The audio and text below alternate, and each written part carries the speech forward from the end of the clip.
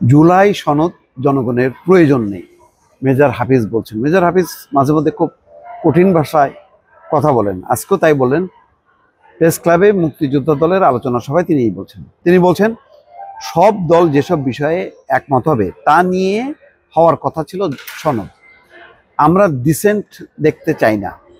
সুষ্ঠু নির্বাচনে যারা ক্ষমতায় যাবে তারা সনদ সম্পন্ন করবেন, এখন প্রয়োজন সুষ্ঠু নির্বাচন। তিনি বলছেন নির্বাচন হওয়ার স্বার্থে অনিচ্ছা সত্ত্বেও বিএনপি অনেক কিছু মেনে নিয়েছে। ঐক্যমত্য কমিশন জোর করে সনদে ঢুকিয়ে দিয়েছে। বিএনপি ক্ষমতায় গেলে যৌক্তিক বিষয়গুলো দেখবে।